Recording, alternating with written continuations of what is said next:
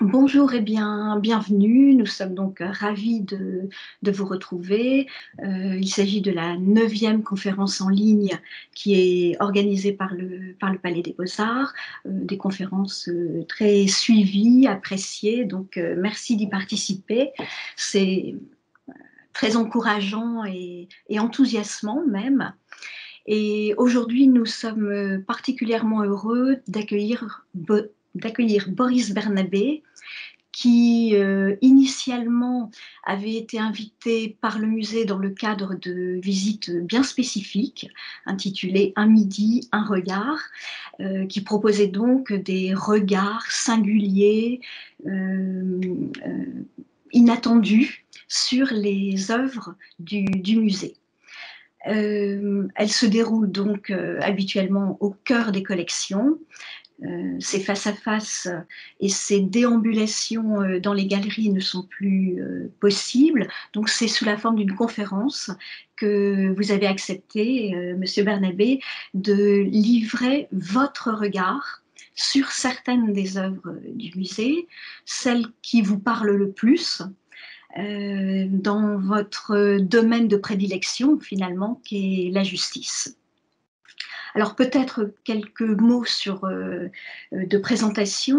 Vous êtes professeur des universités, professeur du droit et des institutions, agrégé d'histoire du droit et doyen à la faculté Jean Monnet à Paris-Saclay, et responsable aussi, je pense, de la formation Master 2 en histoire du droit et droit canonique.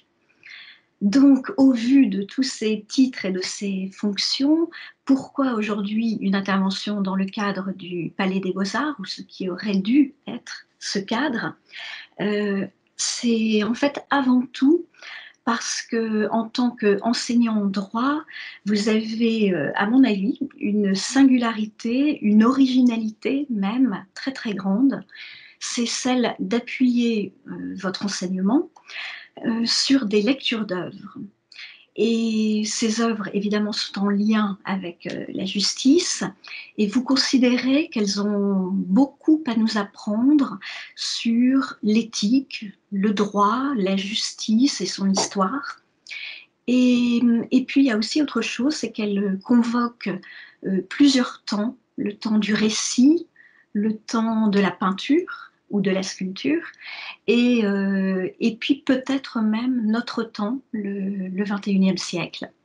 Donc vous nous parlerez de tout cela, mais ce que vous dites surtout, c'est que l'œuvre elle-même parle.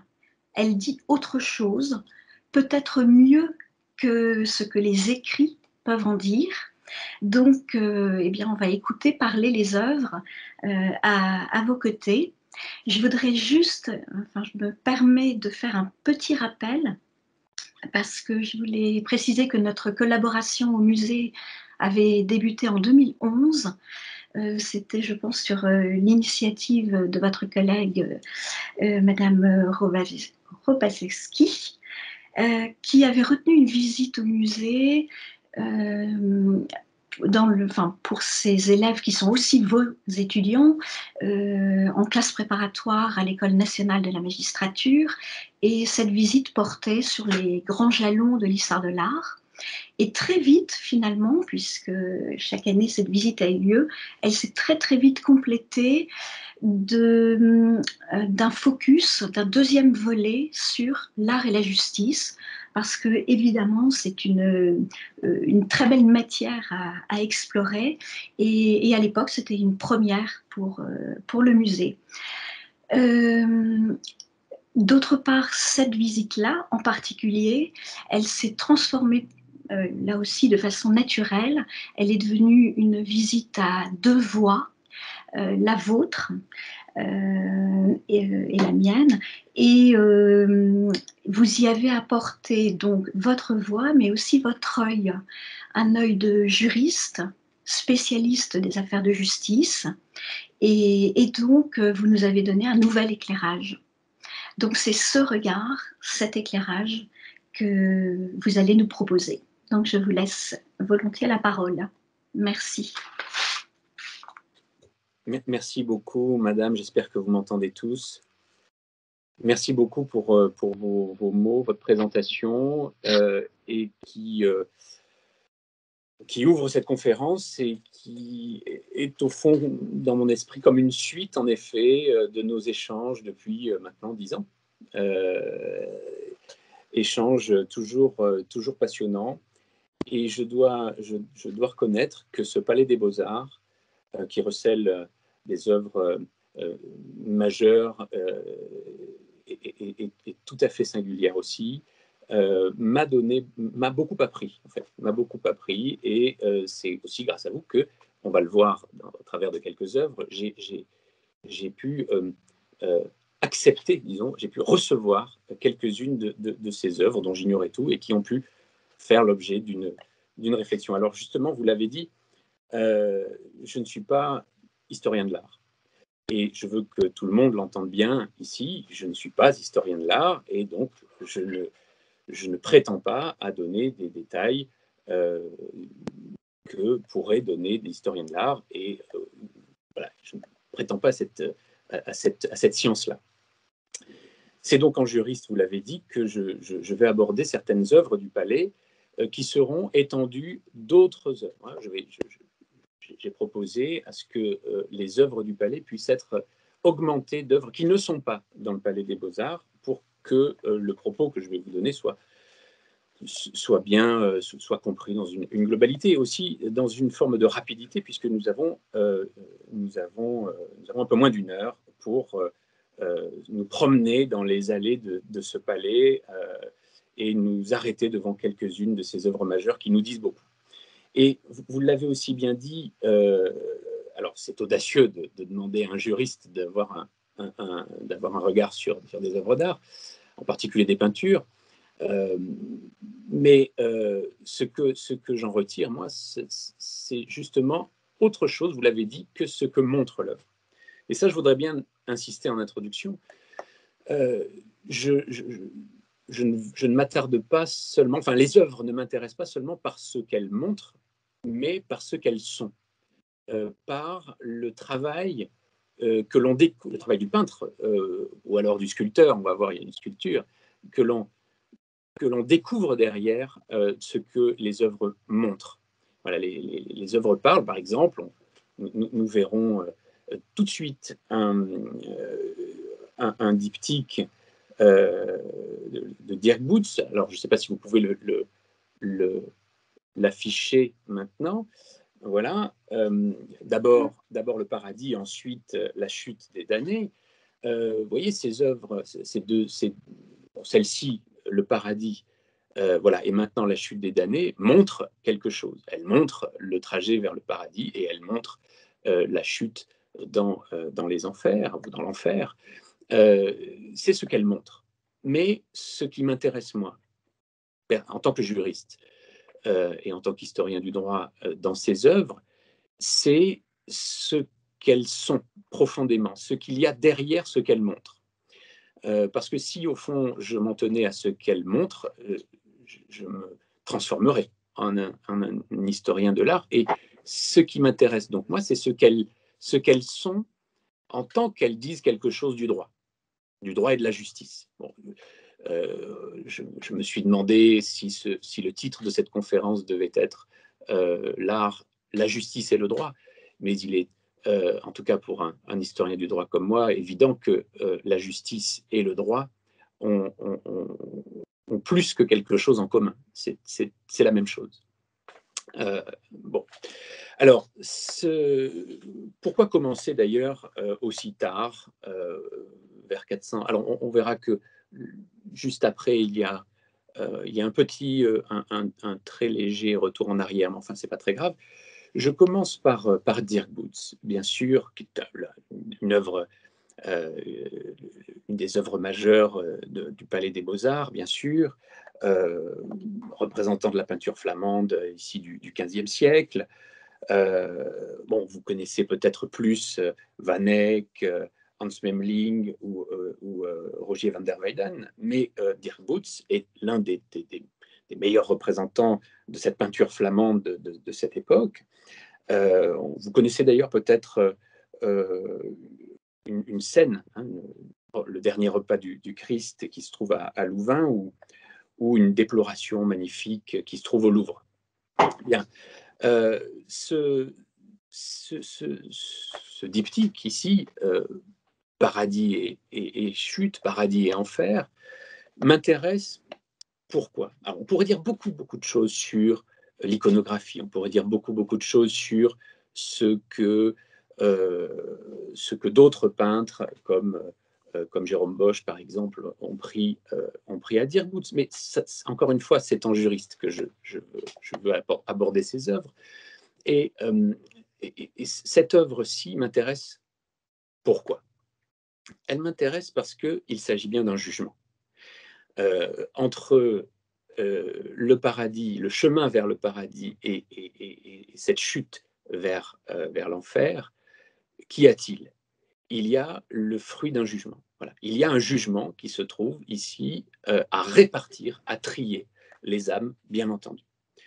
Et alors bon, c'est classique de dire ça, c'est banal de dire ça, il y a le jugement dernier, il y a à travers ce jugement un tri des âmes qui est fait, et ce tri conduit certaines de ces âmes vers le paradis et d'autres vers l'enfer. Bon, mais ce qu'il y a quand on en arrive à ce point du jugement, et qu'on en arrive à voir ces deux œuvres, on voit seulement l'effet du jugement. On voit le produit du jugement. Ce jugement produit un retour vers le paradis ou une chute vers l'enfer. Et en tant que juriste, moi, ce que j'y vois, en fait, c'est pas simplement le produit du jugement. Ça, c'est ce que la peinture nous montre, c'est l'effet. Mais la réalité, c'est que normalement, il manque une partie à ce diptyque. Il y a quelque chose entre les deux, et c'est ce quelque chose qui est, à mon sens, essentiel. Ce n'est pas, au fond, ce ne sont pas les effets, ce ne sont pas les conséquences du jugement qui, me semble-t-il, sont essentielles à saisir. C'est le jugement lui-même. Alors, c'est le juge, bien sûr, et à travers lui, son jugement. Pourquoi? Parce qu'au fond, on pourrait s'en tenir, il y a de nombreux exemples dans les textes qui ont inspiré ces tableaux, ces œuvres, ces peintures, mais on peut s'en tenir à un texte, celui de la Genèse, un texte que vous connaissez très bien, c'est au chapitre 3, c'est le fameux épisode de la chute, enfin en tout cas de la chute annoncée au moment où le serpent, vous le savez, incite Ève à manger du fruit défendu. Ce qui est très intéressant, c'est que dans les interprétations classiques, bien sûr, et qui sont tout à fait valables, naturellement, évidemment, on parle du fruit de la connaissance. Mais qu'est-ce que ce fruit de la connaissance? Ce fruit de la connaissance, c'est la connaissance du bien et du mal. C'est-à-dire, bien au-delà aussi de la connaissance charnelle qui fait partie de l'interprétation du terme, de cette connaissance ici, bien au-delà, cette connaissance du bien et du mal, c'est une faculté de discernement entre le bien et le mal. Et c'est précisément ce que reproche Dieu dans le texte de la Genèse, lorsqu'il d'abord demande au serpent pourquoi il a fait ça, et puis ensuite, lorsqu'il reproche à Adam et Ève d'avoir mangé du fruit, il leur reproche d'avoir pris une part de ce que Dieu est capable de faire. Alors il y a l'éternité, et ça, il faut absolument empêcher que maintenant la connaissance invite l'homme à acquérir l'éternité. Donc il est chassé de l'Éden, ils sont chassés de l'Éden, l'humanité est chassée de l'Éden, mais ils ont, en mangeant ce fruit de la connaissance, ils ont acquis une faculté qui est une faculté proprement divine. C'est celle donc de discerner le bien du mal. Mais qu'est-ce que c'est que discerner le bien du mal? C'est juger. Et c'est ça que reproche le texte. C'est ça que reproche Dieu à l'homme, c'est d'avoir usurpé la faculté de juger. Et au fond, cette usurpation de la faculté de juger, en mangeant de ce fruit symbolique, en mangeant de ce fruit, cette usurpation de la faculté de juger en mangeant de ce fruit est une usurpation odieuse à Dieu. Et c'est une usurpation qui mérite le jugement final. C'est en quoi, de mon point de vue, le jugement est plus important que les effets du jugement. Le jugement, c'est le châtiment même de cette usurpation. On usurpe la faculté de juger, eh bien le châtiment suprême, ce sera en retour d'être jugé. Voilà ce que signifient à mon sens, ces deux panneaux qui sont magnifiques et qui au fond montrent quoi? Vous voyez, montrent évidemment ici la chute des damnés, une damnation éternelle, mais lorsque l'on voit le paradis, on voit un chemin, on voit une route. On ne voit pas nécessairement un lieu, on voit une fontaine, bien sûr, mais on voit cette route vers le ciel qui s'ouvre là-haut. Ce n'est pas quelque chose d'établi. Ce qui, moi, me fait dire que c'est vraiment le jugement en lui-même qui est la sanction et non pas les effets qui peuvent conduire de part ou d'autre vers le paradis ou vers l'enfer. C'est le jugement lui-même qui est le châtiment. Pourquoi? Parce que l'homme a usurpé cette faculté de juger. Voilà, alors ça, ça fait partie de ma démarche. Vous voyez, je n'essaie pas. Enfin, ce qui m'intéresse, ce n'est pas seulement ce que l'œuvre montre, mais c'est ce qu'elle induit. Voilà. Bon, alors, après, il y a des œuvres un peu plus explicites, des œuvres judiciaires un peu plus explicites. Mais,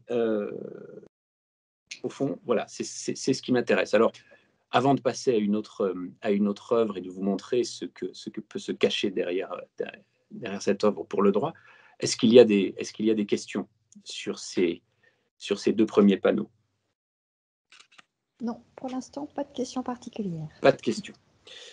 Alors, justement, on va faire un tout petit retour en arrière, mais on reste dans le même siècle, avec une autre œuvre majeure du Palais des Beaux-Arts, c'est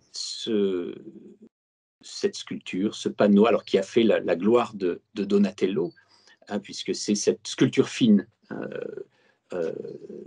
qui est comme une peinture. Et c'est aussi en quoi elle m'intéresse. C'est que c'est une sculpture qui est une peinture, en fait. Voilà. Alors, datée de 1435, ou vers 1435, on va y revenir, c'est une idée particulière, c'est une date d'ailleurs tout à fait importante et intéressante. Il s'agit du Festin d'Hérode par Donatello.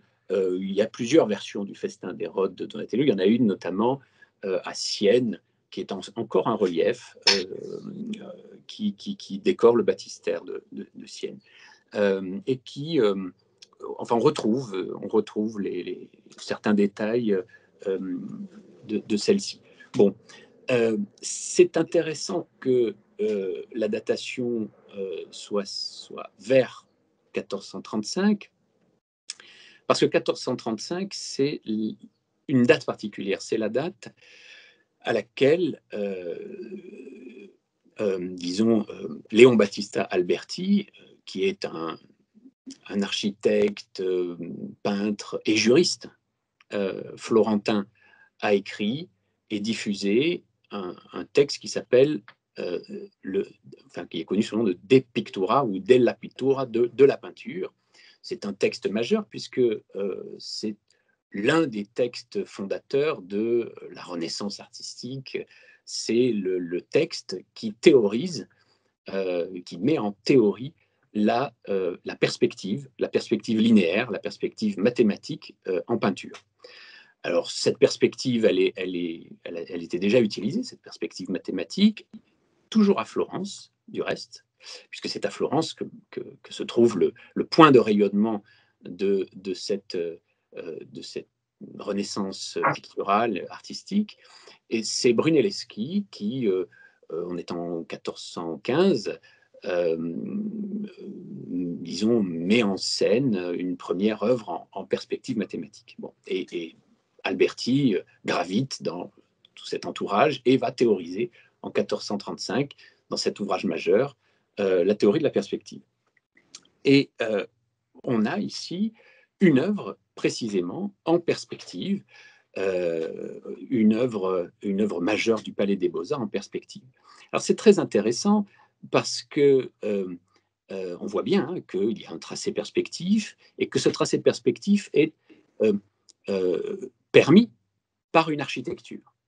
Alors on voit bien le cadre est même sculpté, c'est ça qui est intéressant, c'est le cadre est sculpté, il y a une architecture avec des lignes tracées en perspective mathématique, un point de fuite, donc un point de distance qui est celui du spectateur idéal, bon, très bien, et un récit.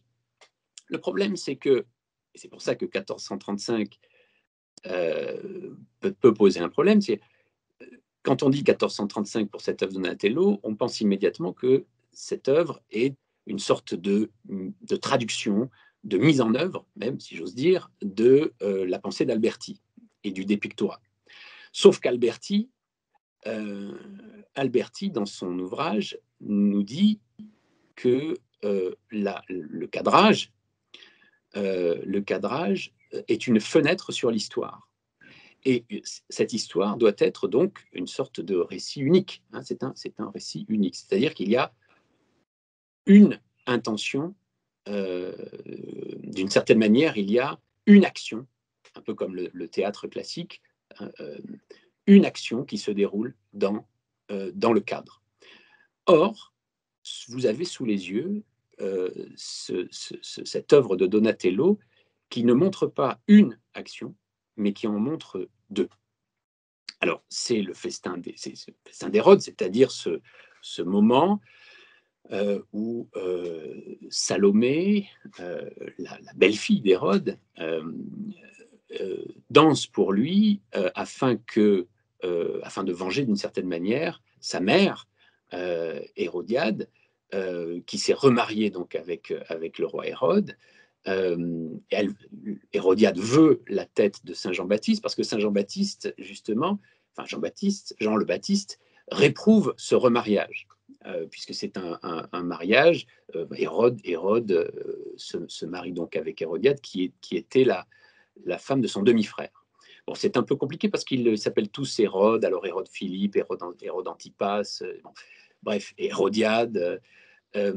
Et Jean le Baptiste réprouve cette union, et Hérodiade veut se venger de Jean le Baptiste. Alors j'avais le texte sous les yeux, ça sera un peu long peut-être de vous le lire, mais bon, c'est pas grave.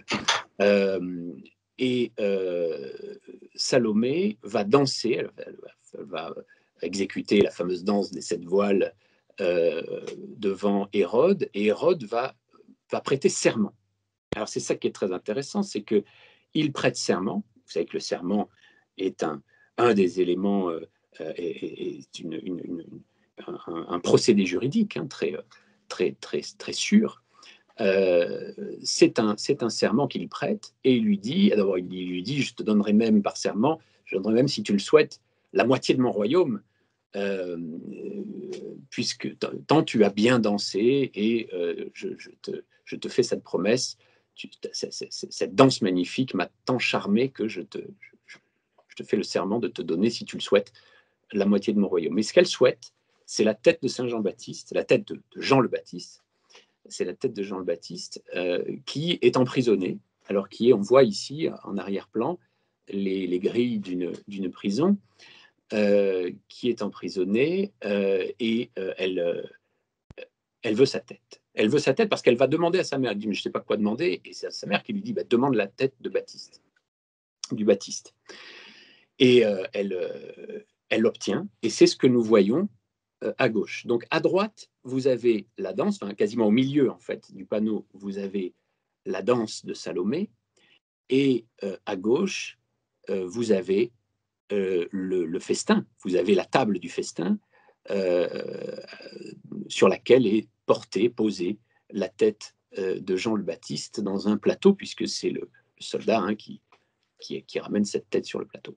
Et avec Salomé, qui est sur le banc au premier plan et qui fait ce geste de recul bien connu et qui est dans d'autres œuvres d'ailleurs, qui représente le festin d'Hérode. On a toujours ce mouvement de recul quand à la table est portée la tête de Jean le Baptiste. Donc, vous avez dans un même panneau, qui selon Alberti ne doit représenter qu'une seule action, en réalité une action historique, vous avez 2 fois le même personnage. Et ça pose un problème quand même dans la théorie albertienne de la perspective. La perspective est faite, selon lui, donc, pour engager l'œil et donc la pensée dans une structure logique, rationnelle, qui est une structure historique. Voilà, qui est un récit rhétorique, un récit qui veut dire quelque chose et donc qui ne doit pas être troublé par le fait qu'il y a 2 fois le même personnage dans le même cadre. Donc là, vous voyez, 1435, vers 1435, il est vrai que voilà, la théorie de la perspective donnée par Alberti est une théorie qui va rencontrer un certain nombre, alors parfois d'améliorations, parfois de contestations. Enfin, les artistes ne sont pas tous d'accord. Du reste, ces artistes sont quasiment toujours mathématiciens. C'est le cas de Brunelleschi, c'est le cas aussi de Piero della Francesca, dont je voudrais vous montrer un panneau extrêmement célèbre. Alors c'est juste après, voilà, et qui reprend un petit peu le procédé de Donatello, et qui est un panneau en pure perspective, alors mathématique, j'allais dire, à la perfection. Hein, Piero della Francesca est un, vous le voyez, né donc à Borgo San Sepolcro vers 1412, entre 1412 et 1420, c'est pas bien, mais mort en 1492. Alors, cette flagellation du Christ, vous voyez, elle reprend un petit peu le procédé de Donatello sans qu'il y ait 2 fois le même personnage, mais en proposant 2 scènes différentes, c'est-à-dire 2 actions. Voilà, et c'est en ça, si vous voulez, que ce tableau et le panneau de Donatello se rapprochent, c'est-à-dire qu'il y a 2 actions dans le même espace, enfin dans le même espace, dans le même cadre. C'est-à-dire qu'il y a donc 2 espaces différents ici représentés. Et c'est ça qui est très intéressant. Ce panneau est majeur alors non seulement dans l'histoire, je le sais, de l'art, bien sûr, mais surtout ici dans l'histoire d'idées politiques. C'est un panneau majeur parce que précisément c'est un panneau qui utilise la perspective comme signification d'un espace politique, et d'un espace politique qui est en plus un espace religieux. Bon, c'est un peu compliqué, mais la perspective, elle dit plusieurs choses. La perspective, elle dit ce qu'il faut regarder et ce qui est caché dans la peinture. C'est-à-dire, par exemple, ici, le point de fuite. Le point de fuite, alors si on fait bien les tracés des lignes de fuite, on se rend compte que le point de fuite est au milieu du tableau vers le bas, entre le mollet du soldat qui flagelle le Christ, le mollet droit, et le pan de mur, si vous voulez, le montant blanc du mur. Donc le point de fuite, il est dans le mur sombre du fond. Normalement, d'après Alberti, le point de fuite doit désigner un objet essentiel du tableau. C'est-à-dire on doit montrer quelque chose, ça doit être le cœur de l'action, généralement le centre du tableau, bon, bref. Et ici, étrangement, ce point de fuite ne tombe pas sur la main du bourreau, ne tombe pas sur la tête du Christ, ne tombe pas sur, que sais-je moi, le chapeau de Pilate, bon, peu importe. Non, le point de fuite tape sur un mur, le mur du fond, étrangement. Bon, c'est assez bizarre. Mais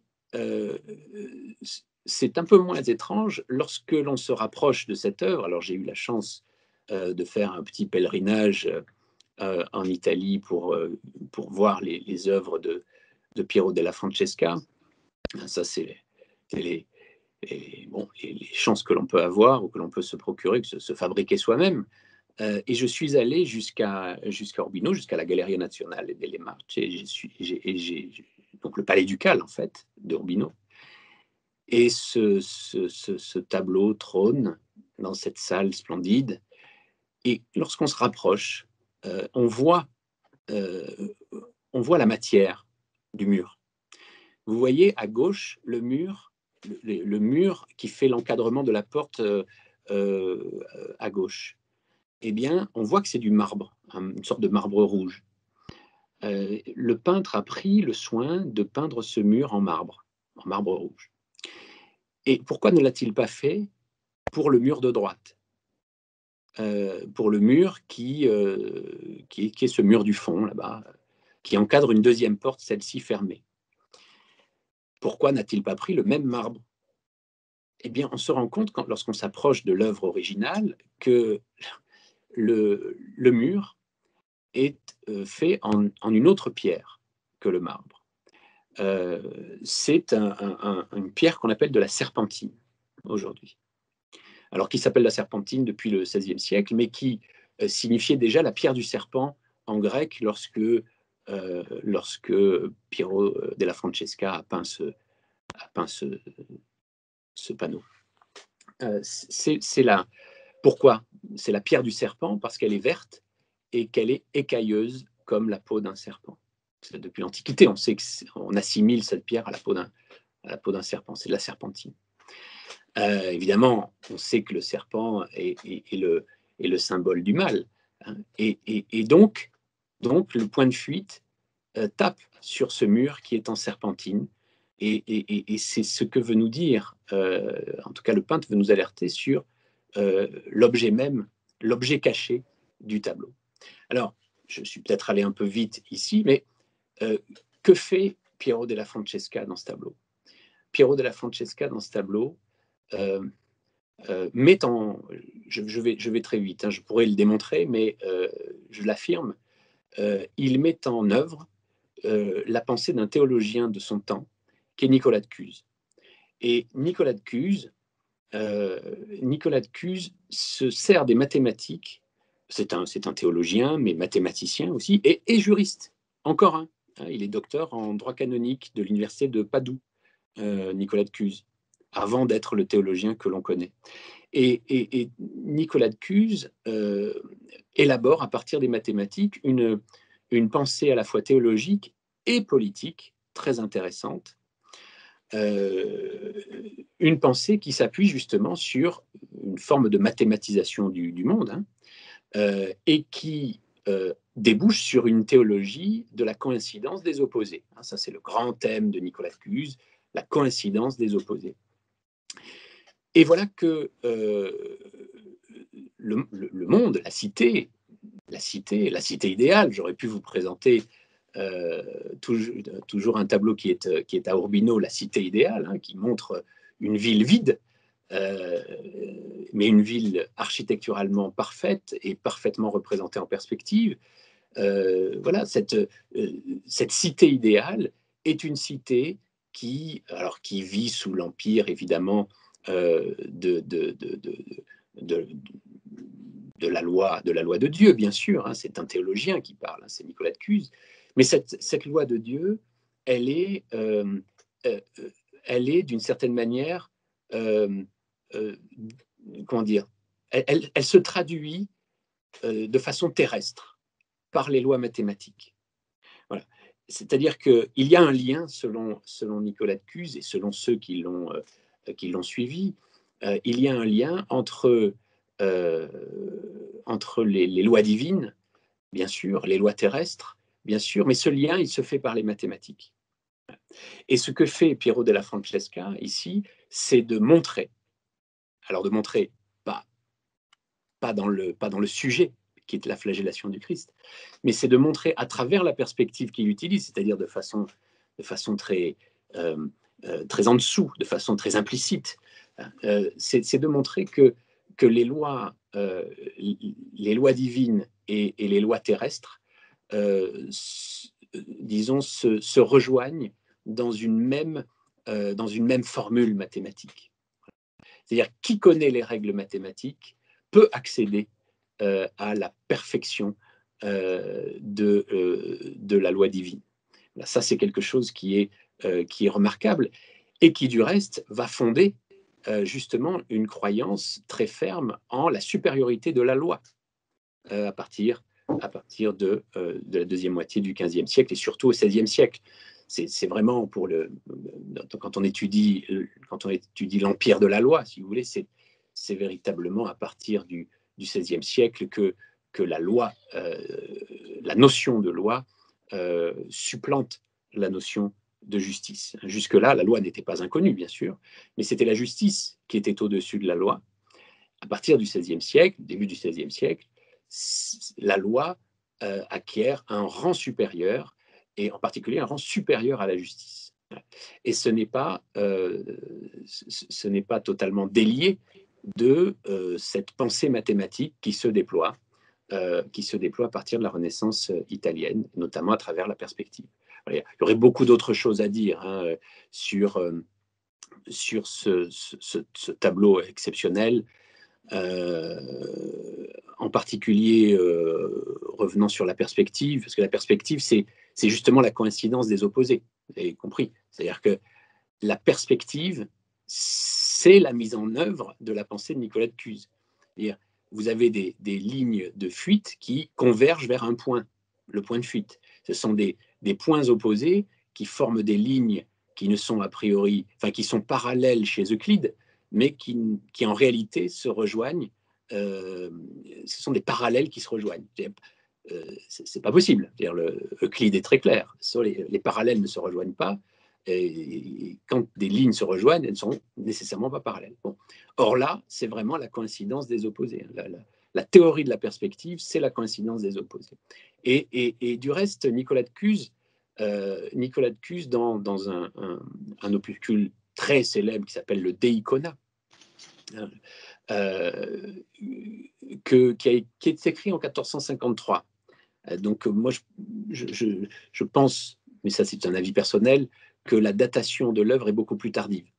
Je ne suis pas le seul à le penser. Je pense que l'œuvre date plutôt de 1459 ou postérieure même à 1459, parce qu'il y a des éléments, et ça je le tiens notamment de Carlo Ginzburg, mais il n'est pas le seul à le dire. On trouve dans cette peinture des éléments que Piero della Francesca a vus à Rome lorsqu'il est allé à Rome en 1459.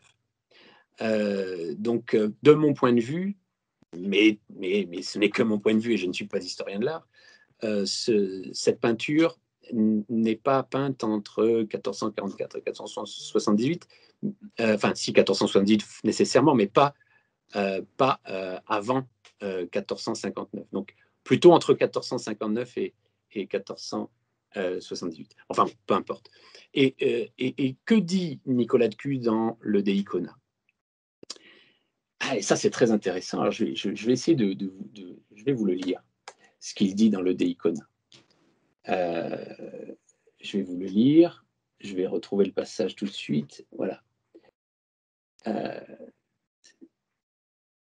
Voilà. Il dit, il y a 3 passages dans le De Icona qui sont très intéressants. Il dit, alors chapitre 9, tu m'as donné la vie, Seigneur, toi qui es la nourriture des forts, pour que je me fasse violence en acceptant la coïncidence de l'impossibilité, de la nécessité. Et j'ai découvert que le lieu où tu te trouves, donc il s'adresse à Dieu, le lieu où tu te trouves, sans voile, est entouré par la coïncidence des contradictoires. Et il ajoute, et c'est le mur du paradis où tu habites. La porte en est gardée par l'esprit le plus haut de la raison, et l'on ne franchit pas ce mur sans le forcer. Au-delà de la coïncidence des contradictoires, on peut te voir, mais nullement en deçà. Si dans ton regard l'impossibilité et la nécessité, il n'est rien, Seigneur, que ton regard ne voit. Ça, c'est le premier passage. Donc, Nicolas de Cuse nous parle d'un mur du paradis. C'est le mur du paradis. Bon, première occurrence. Deuxième occurrence, chapitre 10. Ainsi, parce que tu es Dieu Tout-Puissant, tu es dans le paradis, dans son mur d'enceinte. Ce mur est cette coïncidence où l'après coïncide avec l'avant, la fin avec le principe, où l'alpha et l'oméga ne font qu'un. Deuxième donc passage dans lequel il parle d'un mur. Troisième passage, ô Dieu très admirable, tu ne relèves ni du nombre singulier ni du nombre pluriel, mais au-dessus de toute pluralité, de toute singularité, tu es unitrinitaire et triunitaire.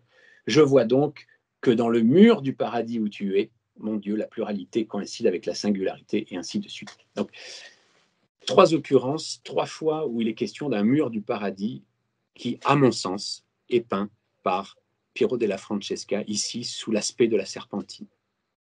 Voilà. Ça, c'est... Et dans cette cité bien ordonnée, dans cette cité architecturalement parfaite, dans cette cité où l'ordre règne, où la loi règne, la loi de l'ordre de la cité est en même temps une loi terrestre et une loi divine. Voilà, ça c'est le grand enseignement, à mon avis, de la perspective en peinture. Bon, je vais m'arrêter là parce que je pourrais parler encore des heures, hein, si vous voulez, sur Piero della Francesca.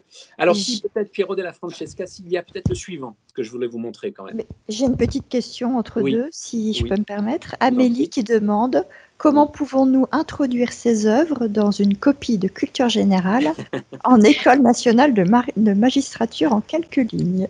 Non, mais non, mais comment pouvons-nous introduire ces œuvres? C'est-à-dire pour parler de la loi. Voilà. Lorsqu'il est question de la loi et de la supériorité de la loi, vous pouvez parler de la perspective, parce que la perspective, c'est la loi du tableau, mais c'est aussi la loi de l'ordre architectural, c'est-à-dire la loi de la cité. Voilà, donc, une cité parfaite, c'est une cité en perspective. C'est une cité qui est représentée en perspective dans un tableau. D'accord? Voilà, c'est comme ça, c'est à travers la loi que l'on peut utiliser ce tableau, par exemple. Mais Piero della Francesca, excellent mathématicien, n'a pas fait que de la perspective, j'allais dire, linéaire. Et ça, c'est le voilà. Ici, par exemple, toujours vers 1459,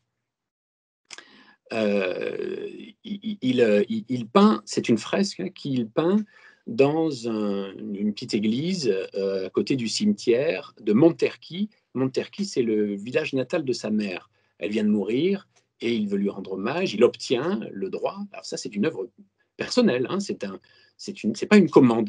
Généralement, on peint sur commande à l'époque. Mais là, non, il obtient la possibilité, c'est un peintre déjà reconnu, de peindre cette fresque dans cette petite église. Depuis, c'est une fresque qui a été déposée et replacée alors après et ce qui est passionnant aussi, hein, après des péripéties juridiques et juridictionnelles, il y a des procès entre le diocèse et la ville de Monterchi, il y a eu un procès qui a duré des années, enfin bon. La ville a obtenu le droit de récupérer cette fresque, et enfin cette partie de fresque, vous voyez qu'elle a été découpée, et de l'exposer dans l'école communale. Alors, c'est un bâtiment des années 30, bon, ça gâche un peu le plaisir, mais que voulez-vous, quand on entre dans une des salles de classe désormais consacrée à ce grand morceau de fresque, on tombe évidemment sous le charme de cette représentation d'une vierge qui n'a pas encore enfanté, une vierge enceinte, d'où son nom, Madonna del Parto.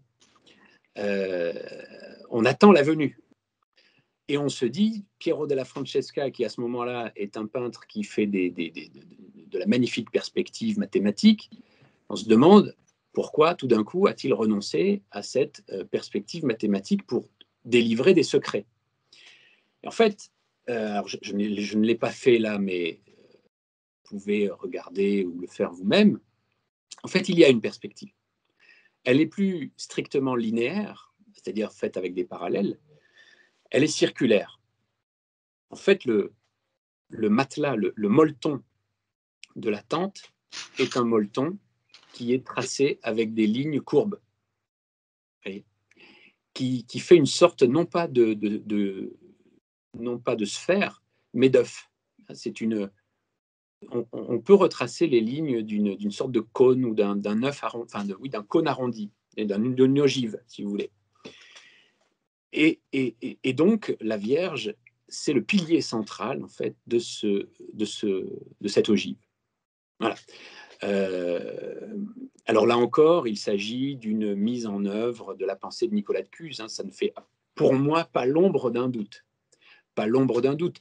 Je sais bien que Daniel Arras a dit dans certains écrits que on n'était pas vraiment sûr de la proximité entre Piero della Francesca et Nicolas de Cuse, qu'il ne fallait pas trop rapprocher les deux personnages, mais que quand même, bon, il a quand même mis l'accent sur la pensée de Nicolas de Cuse, tout en disant qu'il fallait se méfier d'un rapprochement trop strict. Bon, moi, je ne suis pas historien de l'art, je me permets donc de faire ce rapprochement. Et je le fais notamment à travers le droit.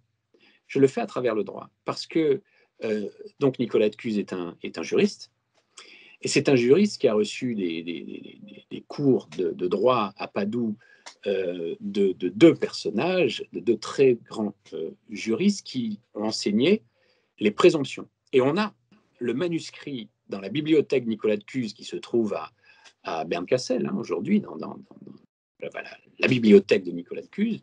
On a le manuscrit à partir duquel il a étudié le droit à Padoue, et notamment un passage sur les présomptions.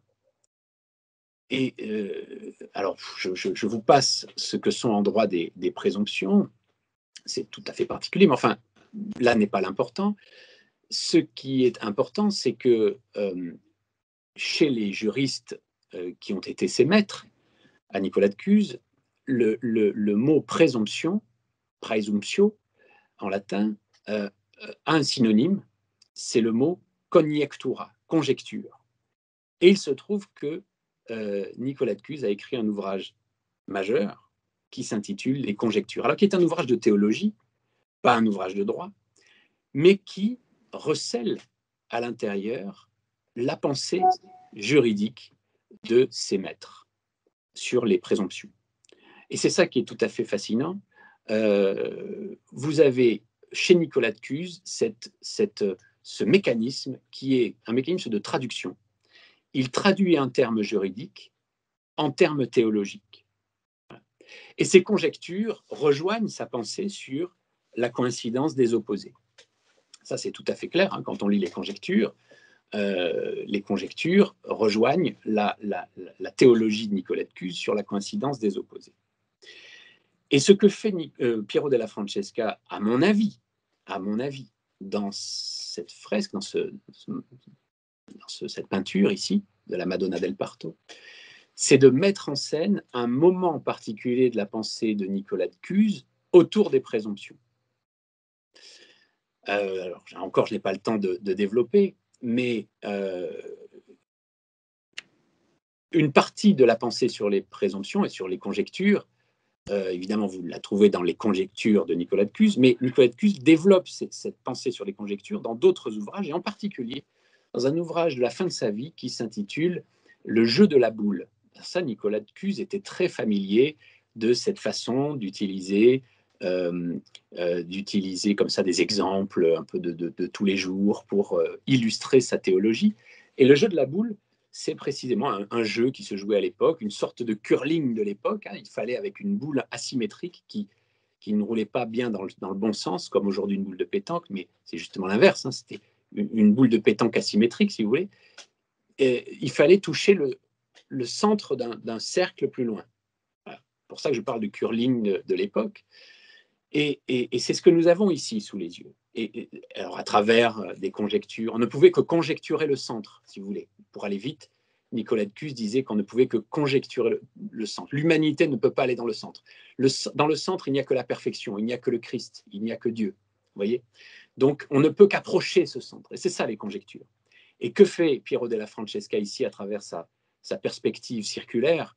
C'est de nous montrer ce jeu de curling, hein, ce jeu de la boule, avec en son centre le Christ lui-même qui est encore dans le centre du ventre de sa mère, qui ne peut pas être approché, Donc cette vérité-là ne peut pas être approchée, et elle ne peut être approchée que par conjecture, voilà, c'est-à-dire par présomption. Donc encore une fois, vous voyez, le droit ici est présent, est très vivement présent, parce que Nicolas de Cluse est un juriste, théologien, mathématicien, et qu'à travers les mathématiques, Piero della Francesca a récupéré aussi cette pensée cusaine. Voilà, ça c'était des exemples, à mon avis majeur de cette pensée et traduite donc dans ces peintures. Ensuite, je vais essayer d'aller plus vite pour finir. Voilà. Voilà encore une œuvre majeure. Une œuvre majeure, Lambert Sustris, en fait, qui a fait toute sa carrière à Venise, dans l'atelier, enfin, au départ dans l'atelier Titien. Bon, on voit ici quoi? On voit un épisode de Judith, et donc du livre de Judith. Hein, c'est le moment où Judith vient de décapiter Holoferne, général en chef des armées de Nabuchodonosor vers l'ouest. Alors, bon, le Nabuchodonosor du livre de Judith n'est pas le Nabuchodonosor de Babylone, hein, c'est pas le Nabuchodonosor historique. Enfin, peu importe.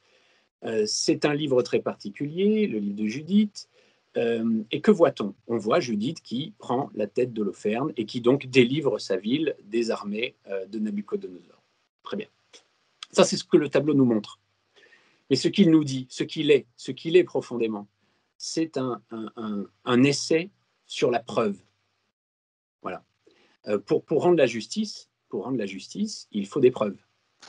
Et très exactement, ce moment-là du livre de Judith est un tableau sur la preuve.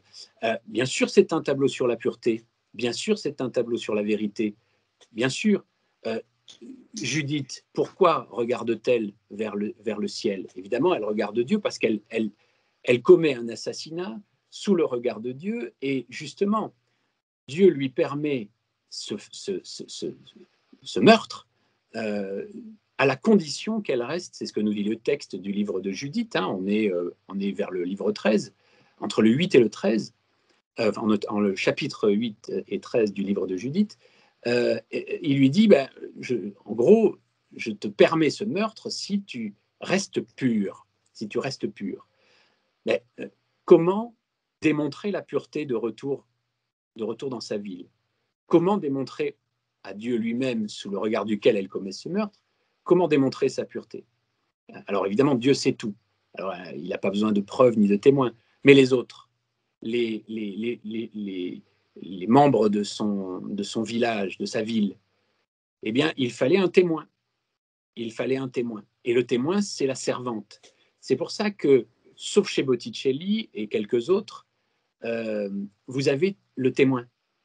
Vous avez la servante. Chez Caravage, je crois que c'est les deux suivantes. Alors voilà, là, ça c'est le Caravage officiel. Et l'autre, celui qui a récemment été découvert à Toulouse et qui a fait l'objet d'une si grande médiatisation par sa vente aux enchères avortées, on va dire. Voilà, il y a toujours un doute sur le fait que ce tableau ait été peint par Caravage. On pense à Louis Pinson, mais enfin, peu importe, il y a toujours la servante. Pourquoi? Parce qu'elle est témoin que Judith conserve sa chasteté. Vous savez que c'est une veuve. C'est une veuve qui est déjà veuve depuis plus de 3 ans, mais elle est magnifique, elle est désirable, elle est jeune, et elle va séduire Holoferne. Elle va jusque sous sa tente. Et donc, pour que le principe même de sa chasteté, de sa pureté soit préservé, il fallait bien qu'il y ait un témoin. Voilà. Et ça c'est un peu, c'est pas possible autrement, si vous voulez. Il y aura toujours le doute s'il n'y avait, sans ce témoin, il y a toujours le doute que sur la chasteté et la pureté de Judith. Et le deuxième élément, c'est la tête. Lorsque l'on revient sur le Sustris, parce que là, après, Caravage nous montre l'acte même de décollation, mais il y a ici, vous voyez, le fait que l'on met la tête dans une partie de la tente, en fait, un drap qui est découpé de la tente, et il s'agit de revenir à la ville avec la preuve de la libération, la preuve que le général a été tué. Et c'est cette preuve-là qui va faire que les armées de la ville de Béthulie vont l'emporter sur les armées d'Holoferne, désormais morts. Vous voyez, donc, la question de la justice doit nécessairement ici passer par le traitement de la preuve. Et c'est le message, non pas subliminal, mais profond, que nous délivre une œuvre comme celle-ci. Alors, je vois qu'il est déjà 13h31. J'avais d'autres choses à vous montrer. Si j'ai la permission, je vous les montre. Si j'ai la permission. Vous l'avez. Avec plaisir. D'accord. Alors, on peut en effet... Alors, voilà. Alors, ça c'est l'une des pièces, en tout cas majeures pour moi, pour le juriste que je suis, qui se trouve au Palais des Beaux-Arts, et que je ne cesserai d'admirer pour sa grande finesse, c'est le jugement de Midas. Je pense d'ailleurs que ça sera le dernier, parce que les autres œuvres, notamment le Bélisaire de David, que j'aurais beaucoup aimé, et oui, il y a Salomon aussi, bien sûr. Enfin bon, je vais essayer d'aller vite. Alors, jugement de Midas. Quand on parle du jugement de Midas, voici un moment de jugement, mais c'est le jugement effectué par Midas sur comment dire, la contestation, la petite bataille musicale que se livrent Apollon et Pan, ou c'est le jugement que reçoit Midas. Alors là, c'est très bien vu, si vous voulez, dans ce tableau par Mignard, alors qui est d'une lignée de peintres, Mignard, et qui s'emploie ici, en 1667, à décorer les Tuileries, les appartements royaux dans les Tuileries. Donc c'est Louis XIV qui est là, c'est pas Versailles, c'est les Tuileries, et il reçoit ordre de peindre de peindre certains tableaux. Alors, on ne peut pas imaginer que le roi n'ait pas eu son mot à dire, évidemment, sur les épisodes peints, et on peut même supposer que le roi ait voulu lui-même ce jugement de Midas. Alors, c'est très intéressant, parce que ce jugement de Midas est très curieux.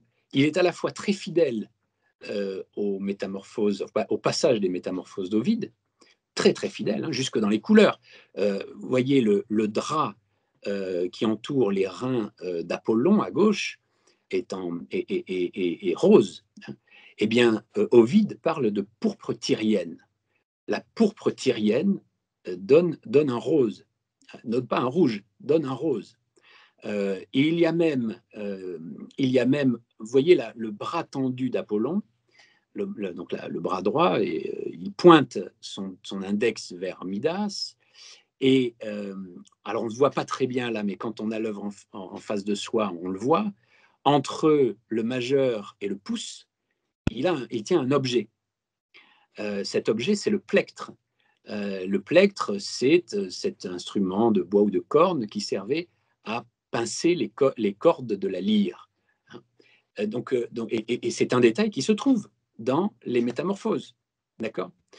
C'est très intéressant. Je peux vous lire rapidement le passage des métamorphoses. Voilà. Midas, qui détestait la richesse, aimait les champs et les bois, fréquentait Pan, habitait toujours dans les grottes des montagnes, mais son intelligence restait épaisse, et comme précédemment, sa stupidité d'esprit allait à nouveau faire tort à son maître. En effet, dominant les flots sur une large étendue escarpée, le Tmolus, c'est une montagne qui existe, qui se dresse bien haut. Ses deux versants sont bornés d'un côté par Sardes, de l'autre par la modeste Hypaépa. Là, tandis que Pan vante devant les tendres nymphes son art musical et module son chant léger sur ses roseaux joints par la cire, et on voit bien que Pan, à droite, a sa fameuse flûte, la fameuse flûte de Pan, les roseaux joints par la cire, c'est bien ça, il ose, en les comparant aux siens, mépriser les chants d'Apollon. Et en vient une compétition inégale arbitrée par le Tmolus, puisque c'est une montagne personnifiée. Le vieillard, siégeant en juge sur son sommet, donc en fait le vrai juge de l'histoire, c'est Tmolus, dégage ses oreilles des arbres, et on peut distinguer à gauche ce chêne en forme auriculaire, si vous voulez, hein, en forme de pavillon d'oreilles. Donc il dégage, le vieillard siégeant dans le vin, dégage ses oreilles des arbres, des feuilles de chêne couronnent sa chevelure d'un bleu sombre, et des glands pendent de part et d'autre de ses tempes creuses, puis regardant le dieu des troupeaux, dit la chose suivante. Un juge, dit le vieillard, ne peut attendre.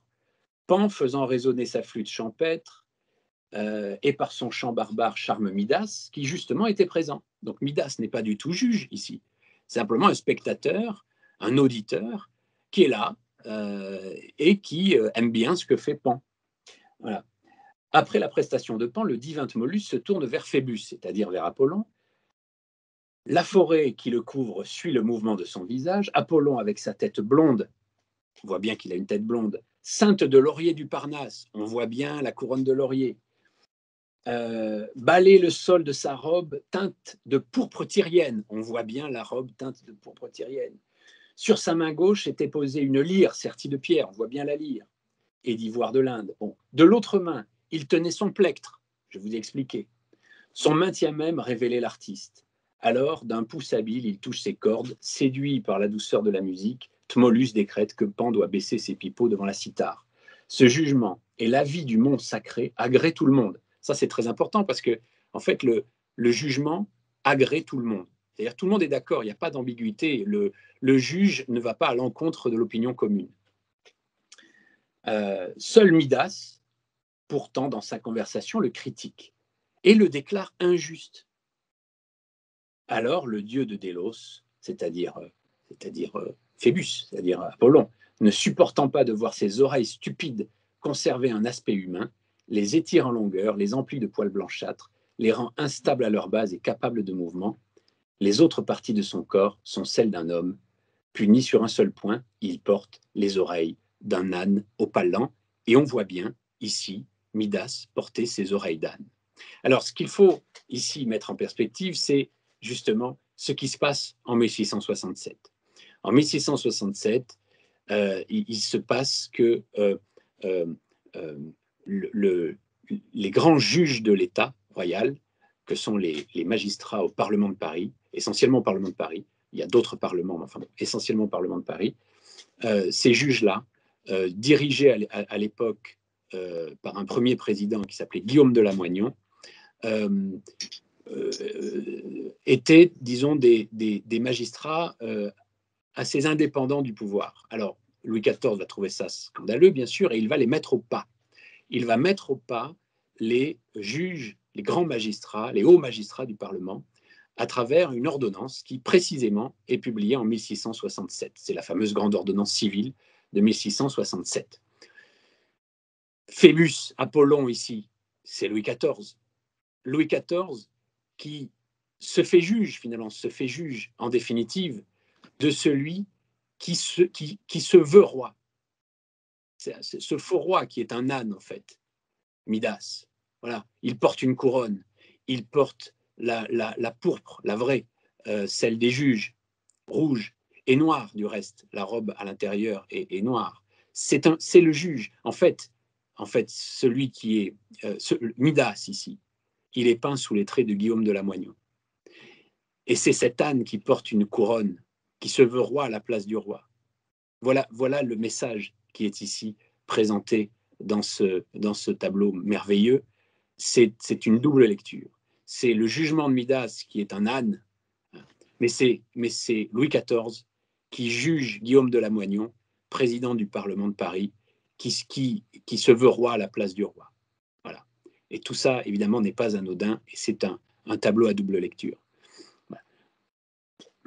Pour terminer, je pense qu'on va directement passer hélas, et là j'aime beaucoup David, mais on est obligé de passer directement au jugement de Salomon par Jean-Baptiste Vicard. Alors c'est un petit coup du sort parce que Vicard a été l'un des propriétaires du panneau de Donatello qu'on a vu tout à l'heure, qui est merveilleux, et qui est un des amis de David, et ils se trouvent tous les deux à Rome lorsque Vicard peint ce jugement de Salomon de style tout à fait néoclassique, qui fait des renvois, on le voit au fond, à l'école d'Athènes de Raphaël. Alors, jugement de Salomon, pourquoi je vais quand même vous en parler en dépit du fait qu'il soit déjà 13h40, c'est que ce jugement de Salomon est fondamental pour ce que signifie la justice. La justice, on a l'habitude de dire qu'est-ce qu'un jugement, quelle est l'œuvre de la justice? La justice, c'est de trancher les contestations. Bon, trancher les contestations, oui, c'est l'une de ces options. C'est l'un des effets de la justice, c'est de trancher les contestations. Mais avant de les trancher, il y a l'idée principale, première, qu'il faut d'abord concilier les parties. Il y a une pacification nécessaire des discordes.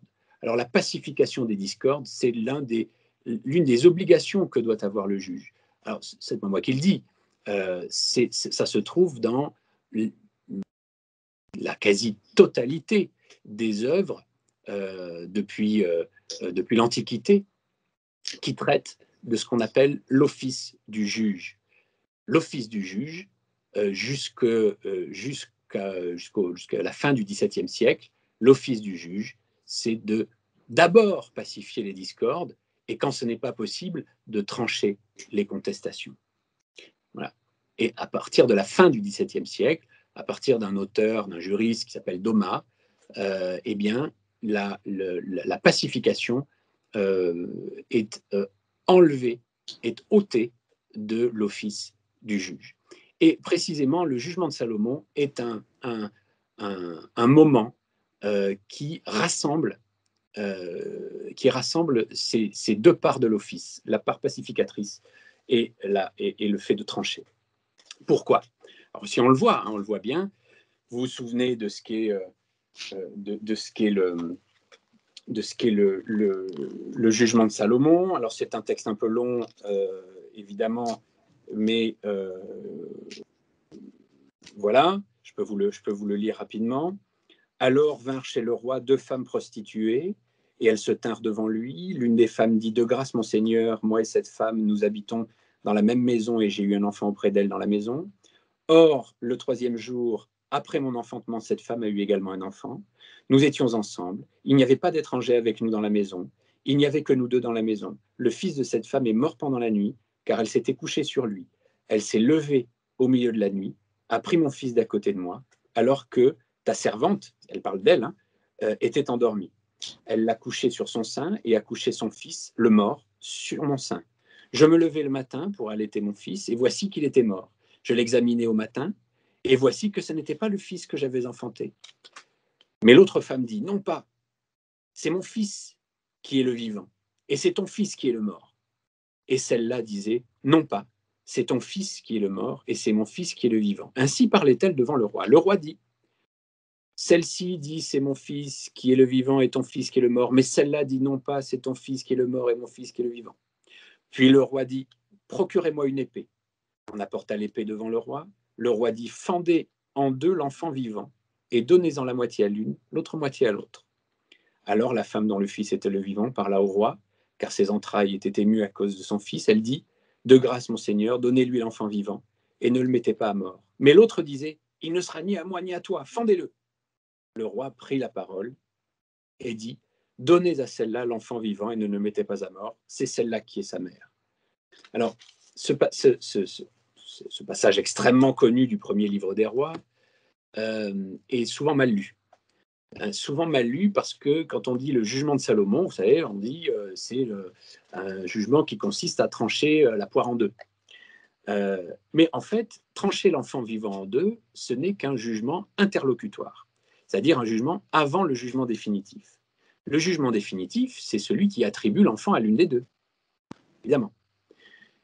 Mais avant de prononcer, de prononcer ce jugement interlocutoire un peu absurde de trancher l'enfant vivant en deux en espérant une réaction de l'une des deux, Et puis en finalement délivrant l'enfant à l'une d'elles, à celle qui a dit non, non, non, non, surtout ne le tranchez pas, ce n'est que la fin de l'histoire.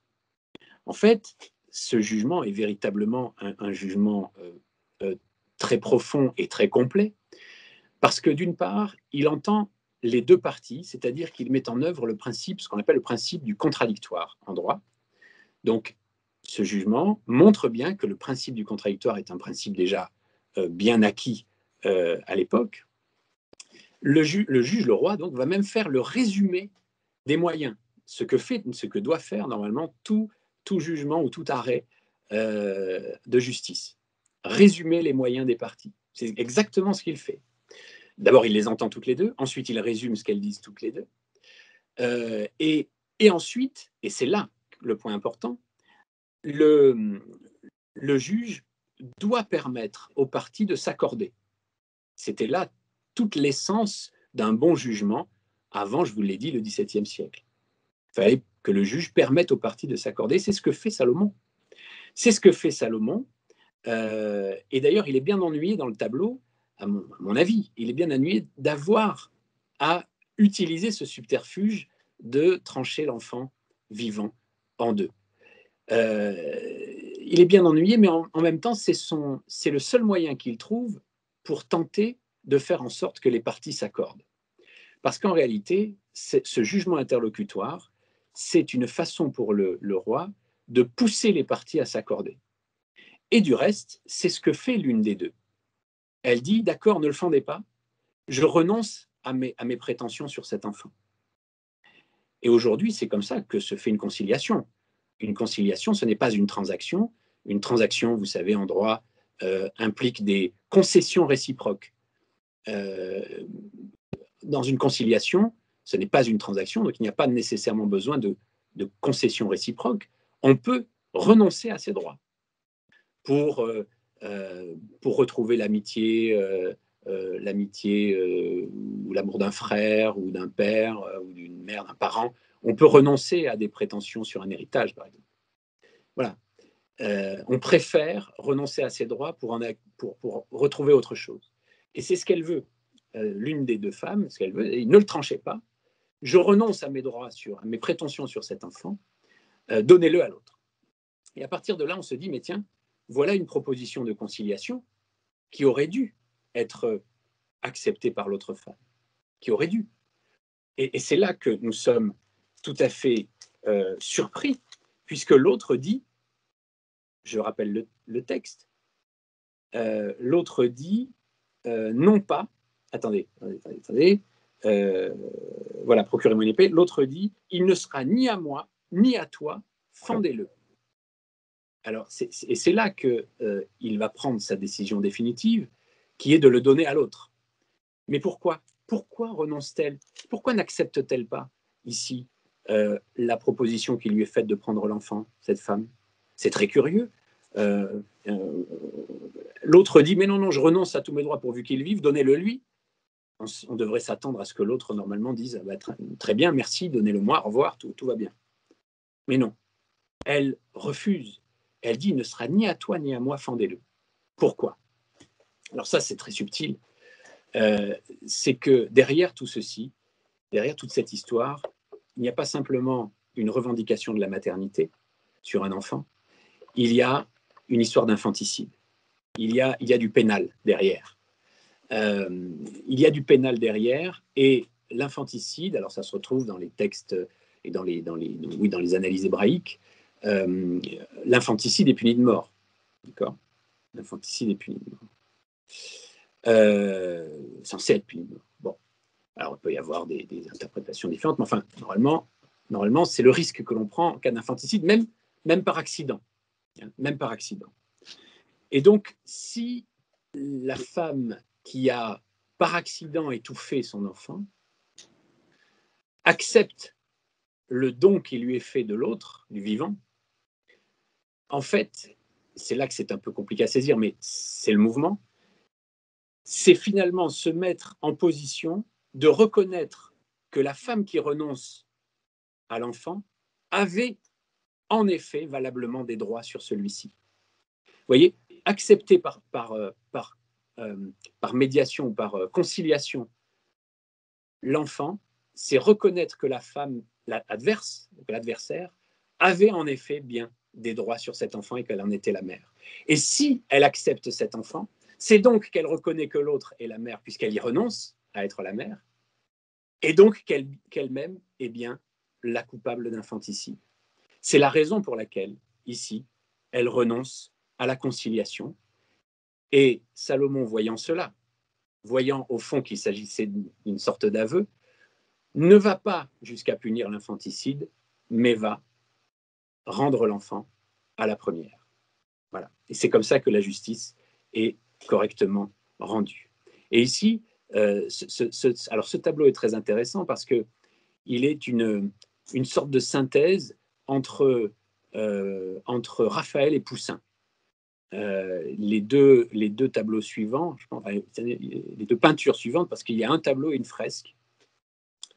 C'est une synthèse entre Raphaël et Poussin, et c'est une synthèse, si vous voulez, entre la peinture d'essence platonicienne, néo-platonicienne, et la peinture d'essence néo-aristotélicienne.